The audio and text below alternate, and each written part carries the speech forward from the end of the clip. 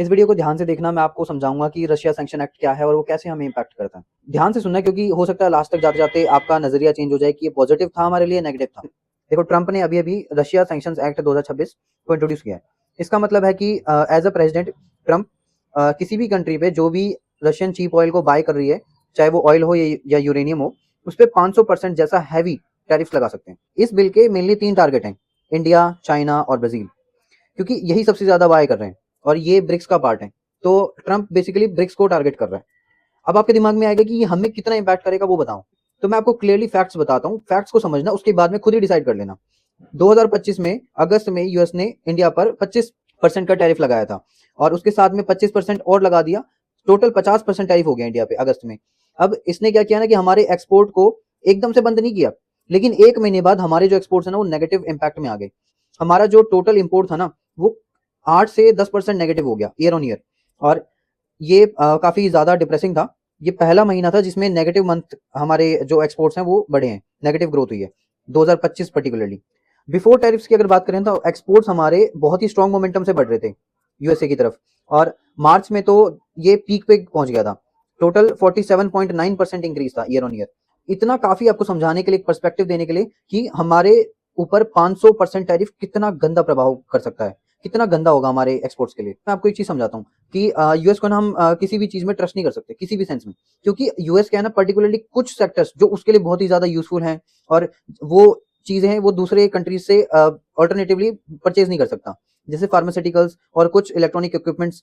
तो उनको क्या वो वेव ऑफ कर देता है। ऐसे ही हमारा एक और चीज है जो वो टैरिफ नहीं लगा सकते। सर्विस सेक्टर इकलौती ऐसी चीज होता है जिसपे टैरिफ नहीं लगा सकती, क्योंकि कोई पर्टिकुलर गुड्स नहीं है जो बाउंड्रीज क्रॉस कर रहा है।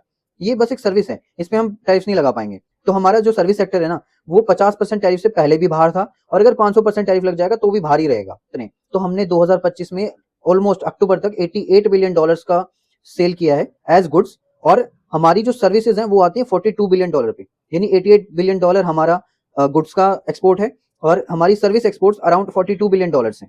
आप अंदाजा लगा सकते हो कि 500% टैरिफ हमारे कंप्लीट एक्सपोर्ट्स को बहुत महंगा बना देगा। अगर हम यहाँ से 100 रुपए की चीज भेज रहे हैं तो वहां तक पहुंचते पहुंचते वो 600 रुपए की हो जाएगी। 500 रुपए टैरिफ लगेगा, जो कि एक इनडायरेक्टली हमें उनके बायर से भी लेना होगा, जो भी वहां पे इंपोर्ट कर रहा होगा उनसे वसूलना होगा, और उनसे वसूलेंगे तो आगे कंज्यूमर को देगा वो, जो भी अमेरिकन हैं उनको महंगा पड़ेगा। तो ये चीज ज्यादा दिन तक तो नहीं चल सकती। इसी बीच में आपको एक गुड न्यूज सुनाता हूँ। जो लार्जेस्ट इंपोर्टर्स है ना यूएस के, वो है चाइना और इंडिया।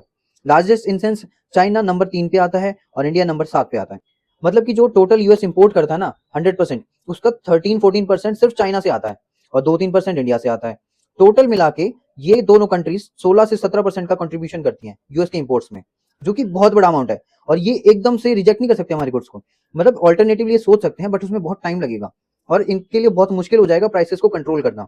तो ये सबसे ज्यादा अमेरिकन सिटीजन के लिए हानिकारक है, उनको इस चीज का भार झेलना पड़ेगा। इन्फ्लेशन बहुत तेजी से बढ़ेगा और ये यूएस इकोनॉमी के लिए ज्यादा खराब होगा।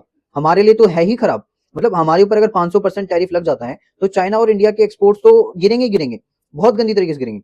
But it will be more verse for US and it's citizen, क्योंकि उनके लिए हर चीज बहुत महंगी हो जाएगी, वो कुछ खरीदने लायक ही नहीं बचेंगे। और सबसे बड़ी चीज जो हम एक्सपोर्ट करते हैं ना वो फार्मास्यूटिकल्स है। हमारे फार्मास्यूटिकल्स पूरे वर्ल्ड वाइड बहुत ज्यादा जाने जाते हैं, बहुत फेमस हैं, बहुत इंपॉर्टेंट है। तो यूएस इन सेक्टर्स पे तो नहीं लगा सकता टैरिफ्स। इन सेक्टर्स के ऊपर लगाएगा तो उसके लिए बहुत ज्यादा इश्यूज हैं, क्योंकि इसको एकदम से कोई सप्लाई चेन रिप्लेस नहीं कर सकती, और इतने बड़े 16-17% को भी एकदम से रिप्लेस नहीं किया जा सकता।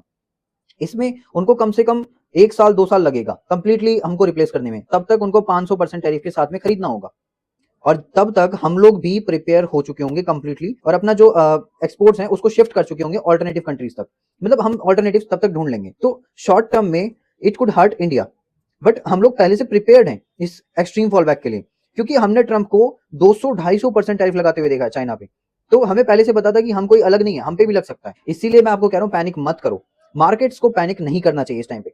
इस पर्टिकुलर सिचुएशन में हमारे पास चॉइसेस नहीं है दो कि हमें ट्रंप का एक्सेप्ट करना चाहिए टैरिफ्स को या उसके साथ में डील करनी चाहिए।